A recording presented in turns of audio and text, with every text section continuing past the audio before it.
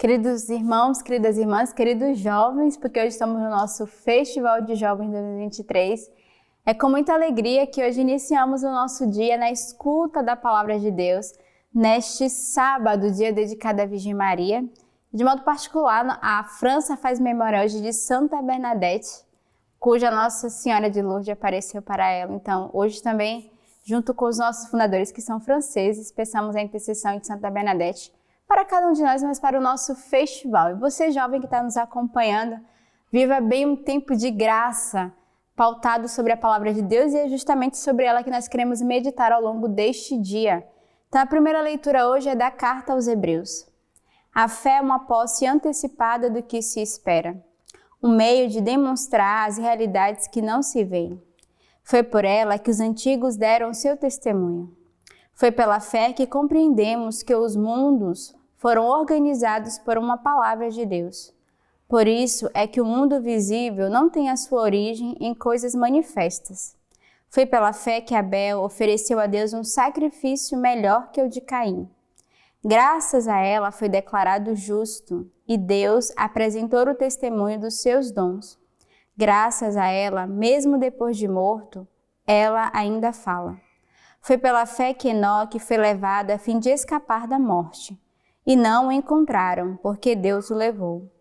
Antes de ser arrebatado, porém, recebeu testemunho de que foi agradável a Deus. Ora, sem a fé é impossível ser-lhe agradável, pois aquele que se aproxima de Deus deve crer que Ele existe e que recompensa aos que o procuram. Foi pela fé que Noé, avisado divinamente daquilo que ainda não se via, levou a sério o oráculo e construiu uma arca para salvar a sua família. Pela fé, ele condenou o mundo, tornando-se herdeiro da justiça que se obtém pela fé. Então, a primeira leitura de hoje é propícia no nosso festival, porque ela quer convidar a cada um de nós, os jovens, a renovarmos a nossa fé. E exatamente esse capítulo da Carta aos Hebreus vai falar, justamente do que é a fé, o que a fé é capaz de realizar no meio de nós. E ele começa dizendo, a fé é uma posse antecipada do que se espera, um meio de demonstrar as realidades que não se vê. Então, talvez você está se perguntando, o que eu estou fazendo aqui? O que Deus quer fazer comigo? O que Deus deseja realizar? Crê somente. Nós não percebemos, mas nós tocamos quando fazemos atos de fé, que de fato o Senhor é capaz de realizar a sua obra.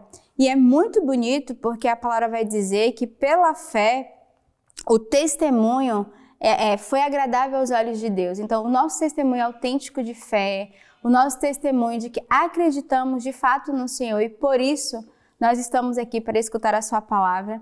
É Ele que nos dará a graça de permanecermos diariamente, de compreender o mistério de Deus. Muitas vezes precisamos crer para compreender aquilo que Deus quer dizer a cada um de nós. Então, é muito belo porque sem a fé é impossível agradar a Deus.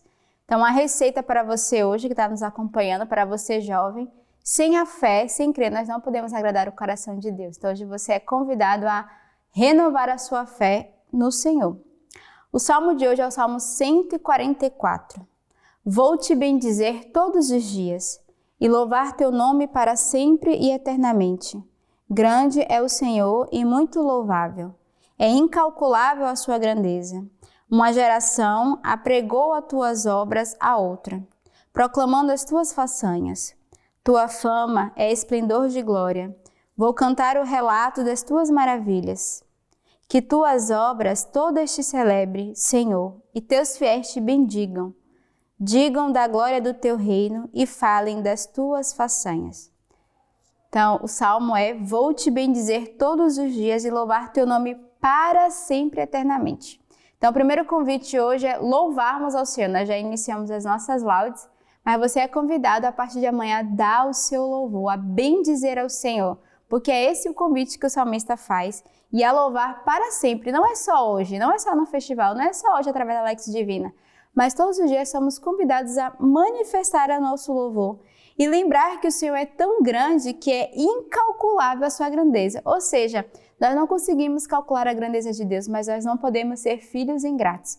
Nós devemos todos os dias dar graças ao Senhor, porque a sua misericórdia, o seu amor com cada um de nós é imenso, é imensurável. Nós não podemos calcular, nós não podemos tocar. Então hoje eu te convido a ter um coração de gratidão. A divisa de hoje é o louvor. Não podemos deixar de louvar, não devemos ter murmuração, reclamação em nossos lábios, mas o louvor deve ser a autenticidade da nossa vida neste dia. E o evangelho de hoje do livro de São Marcos.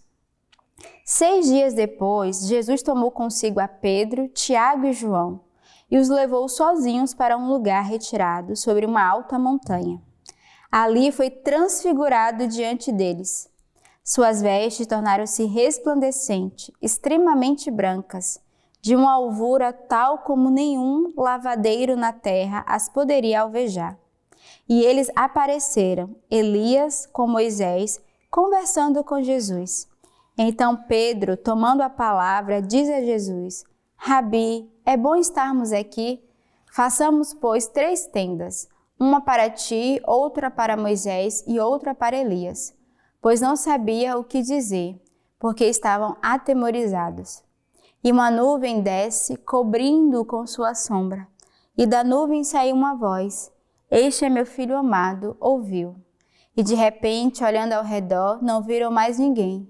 Jesus estava sozinho com eles. Ao descerem da montanha, ordenou-lhes que a ninguém contasse o que ele tinha visto, até quando o Filho do Homem estivesse ressuscitado dos mortos.